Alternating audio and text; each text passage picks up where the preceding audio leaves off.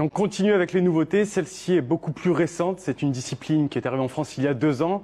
C'est une sorte de mix entre le tennis et le tennis de table. J'en dis pas plus, je vous laisse regarder. C'est beaucoup plus spectaculaire, ça il faut être clair. Au niveau physique, c'est beaucoup plus intense. Pour les débutants, c'est mieux, on a une plus grande table, donc c'est impeccable.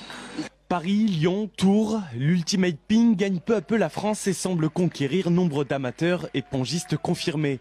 C'est le cas de Nicolas Brocard qui a découvert il y a 2 ans cette nouvelle discipline pratiquée depuis déjà une dizaine d'années en Allemagne. Avec un autre partenaire avec qui on joue beaucoup, Alexandre Rigaud, on a commencé à s'entraîner assez sérieusement à hauteur de 6 à 8 heures par semaine pendant 2 mois.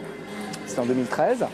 Et puis on est parti au premier championnat du monde. Et puis c'est avéré qu'en double, on a gagné ce premier titre, donc on était incroyablement surpris. De là, le Parisien et quelques camarades ont monté la première ligue à l'échelle nationale. Pour l'heure, elle ne compte que 7 adhérents, mais le collectif espère gagner du terrain en se déplaçant sur ce type d'initiative. Alors c'est une discipline qu'on a découvert en fin de compte en vidéo sur les différents sites de tennis de table. Voilà, notamment avec Tuping. Ce qui nous a plu déjà en tant que club, c'est qu'on essaye de diversifier un maximum la pratique du tennis de table. À Tours, il n'existe pas encore de créneau consacré à la discipline, mais au vu de l'engouement de certains, cela ne devrait être qu'une question de temps.